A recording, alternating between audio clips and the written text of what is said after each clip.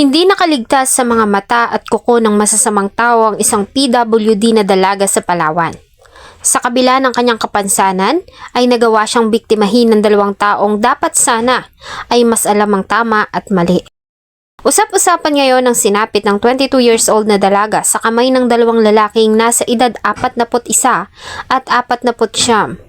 Naging kontrobersyal ang nasabing usapin dahil base sa report ay nagawang masaksihan ng barangay kagawad ng lugar ang pangyayari. Subalit hindi nito nagawang awati ng mga suspek at sa halip ay iniwan niya ang biktima sa mga halimaw para humingi ng tulong. Pagbalik niya kasama na ang tulong ay huli na dahil nagawa ng lapastangin ng 2 suspek ang kawawang dalaga. Ang buong kwento talakayin natin.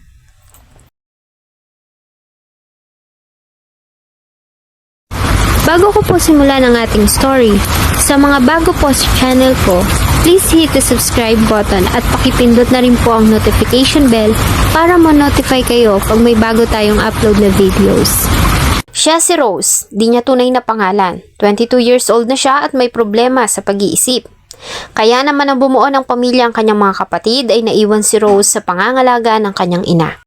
Sa edad na 22, sa kabila ng kanyang kapansanan ay naiiwan si Rose sa kanilang bahay ng mag-isa habang nagtatrabaho ang kanyang ina sa bayan. Bago umalis ay inihahanda na ng kanyang ina ang kanyang mga kakailanganin, ganon din ang kanyang pagkain. Nagagawa naman ni Rose na asikasuhin ang kanyang sarili at kahit na papaano ay nakakatulong din siya sa ina sa paglilinis ng bahay. Kapag naiinip ay lumalabas ito at nagtutungo sa bahay ng kapatid at mga kamag-anak. Paghapon naman at alam na niya na pauwi na ang kanyang ina, ay sa waiting shed na ito tumatambay si Rose para abangan ang pagdating ng kanyang mama galing sa pagtitinda. Kilala ng lahat ng residente doon si Rose at hindi rin lingid sa kanilang kaalaman ang kapansanan nito. Kaya naman, nasanay na sila na nakikita ito sa waiting shed tuwing hapon na naghihintay sa kanyang ina. Kasi nagtatrabaho dito sa bayan. 2 lang kami kasi sa bahay. Ngayon, iniiwanan ko lang po siya na mag-isa sa bahay. Sabi ko sa kanya, doon lang siya kumain ng matulog. Gusto niyang magpasyal-pasyal. Punta lang siya sa kapatid niya doon sa bawang ng baba. Tapos, sa waiting shed, mag-upo-upo, ganun lang. Ngayon, asang-asa na po ako sa kanina. Ayos din po siya. Kasi matagal ng panahon po, ganun ang nangyayari sa amin. Ako magtatrabaho sa araw, siya naiiwan mag-isa. Okay naman po ang kalagayan niya. July 10, 2026, tulad ng ibang ordinaryo ng mag-ina, ay maagang nagising si Aling Rosefina. Inihanda niya ang pagkain ng anak at ang kanyang mga kakailanganin. Bago umalis ay binili na niya pa ang anak na huwag lalayo sa kanilang bahay. Ito na ang naging araw-araw na routine nilang dalawa, kaya naman panatag si Aling Rosefina na maayos at walang mangyayaring masama sa kanyang anak.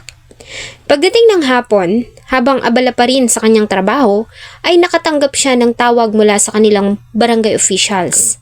Walang sinabi sa kanya ang caller maliban sa kailangan niyang umuwi agad. Pag-uwi ng bahay ay doon niya nalaman ang masakit na sinapit ng kanyang anak na si Rose.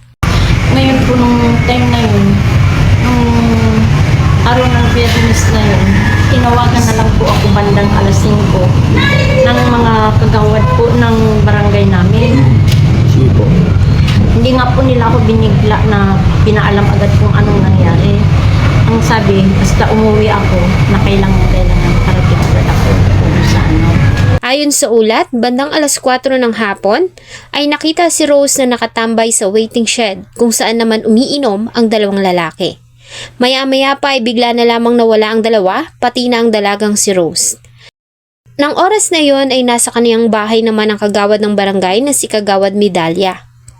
Sa kanyang salaysay ay may natanggap siyang report na may 2 lalaki ang pumasok sa abandonadong bahay na kanyang binabantayan at may kasama ang mga ito na bata. Nang puntahan niya ang nasabing abandonadong bahay ay doon niya nakita ang 2 lalaki at ang dalaga na wala ng suot na damit at nakahiga sa kama na yari sa kawayan. Nang ma-rescue ng kinauukulan si Rose ay agad nila itong sinamahan upang mag-report sa tanggapan ng Rojas PNP at batay sa medical examination na ginawa sa biktima ay positibong ginahasa ang dalaga. Dahil dito ay agad na inaresto ng mga pulis ang dalawang suspect, ang 41 years old na kilala sa alias na Totoy at ang 49 years old naman na kilala sa alias na Bibo. Ang dalawa ay pawang mga residente din ng Barangay Minara, Rojas, Palawan. Nang maaresto ay nagkaroon sila ng ibang version ng kanilang kwento. Sa tricycle, nakita namin na kami nag-inom doon may meeting shed. Nakaupo na lang siya doon sa may tricycle. Ngayon palis na kami, pinapababa namin sa lusan, kaya sabi, punta ba daw siya, nagpuntahan. Sabi ko, huwag ka magsama sa amin. Ayun, tapos yung isa bumaba, nag-aingin na ng pang ng ulam. Kaya wala rin kami ibigay ng ulam. Yung uli, binigyan na lang namin ng tinapay. Kaya kami tinapay, ang binigyan namin ng peras. Sabi, nag-aulan-ulan na. Sabi ko mong pasilong tayo, malakas-lakas yan. Yan, ano na kami na, pasilong doon. Ay basa na ako ng ulan. Pauwi na rin kasi kami, ma'am. Pauwi na kasi yung bago saan papasok. Ay mauna ako magbaba sa kanya. O dito na ako magdaan para pagpapako sa bahay. Yung namin patuloy na gano'n ang shirt ko. Pero hindi ko na lang tinuloy. Yun ang pagka na yun. Na ano po, nasan ko. Makikita ko parang lalaban ito siya. Kaya hindi na ako nagtuloy yun. Nabayaan ko na lang siya. Tapos, uwi na kami. Hindi lang kami nag-inom sa kanila. Yun na lang. Kontak na lang kami na mga pulis na. Samantala, sa panayam ng mga pulis sa biktima ayon sa kanya, habang nakatambay sa waiting shed ay binigyan siya ng dalawang lalaki ng 100 pesos bago siya isinama ng mga ito sa lumang bahay. Dahil nga sa wala sa tamang pag-iisip sa kabila ng mga nangyayari sa kanya, ay nanatili lamang itong tahimik at tila ba hindi alam ang masakit na nangyari sa kanya. Sa ngayon, ang dalawang suspect ay nasa kamay na ng Rojas PNP at nahaharap sa patong-patong na kaso kabilang na ang panggagahasa. Ganun pa man, ang mas nakatawag ng atensyon ng netizens ay ang salaysay ng kagawad na unang nakakita ng pangyayari. Ayon kasi sa kanyang salaysay, nang makita niyang dalawang suspect at ang biktima ay wala pang nanggagawa ang mga ito sa dalaga. Sa kabila ng nasaksihan, sa halip na tulungan ng kawawang biktima ay umalis ito para humingi ng tulong sa mga kasamahan sa barangay. Nang umalis sa lugar, ay doon naman nagtagumpay ang dalawang lalaki na gawin ang kanilang masamang pakay. Ayon sa mga netizens, kung hindi nito iniwan ng biktima, maaaring hindi nagawa ng dalawa na gahasain ito. Subalit marami din namang nagsasabi na marahil natakot ang kagawad na malagay sa kapahamakan ang kanyang buhay dahil sa dalawa ang mga suspect at nag-iisa lamang siya. Habang doon ako sa tindahan sa bahay, may nakakita na mga tao, may nag-report sa akin na sabi daw, may 2 tao na lasing na may dala na bata. Yung pagkakintindi na bata daw. So saan nadiras ba doon may abanda yung bahay? Ay, yung bahay na yun, ako ang kaya doon eh. Ako ang bantay. Hindi ko pa sana pupuntahan kasi lang, naisip ko na part ng trabaho ko, baka nang mangyari doon. Sabi ko, ako pa ang kaya. Kaya sinundan ko.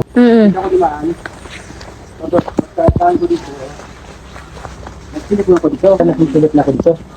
Silip ka na dyan. Hindi ka po nila nakita? Hindi pa ako nilakita. Sabi ko, "Hoy, ano yan?" Ay, hindi ka naman. Pumasok ka, pumasok ka, ganyan. Hindi ako pumasok. Kasi yung babae nakahiga doon. Yung isang lalaki, dito nakakuan. Nakahiga yung babae dyan, yung isang lalaki dito, bago yung isa naman, dito, nakaposisyon na. Huwag ka na maingay. Tinulak ko ng isa, pinasok ko sila sa bahay talaga mismo, tinignan ko doon, sabi ko, ano yan? Huwag ka nang maingay.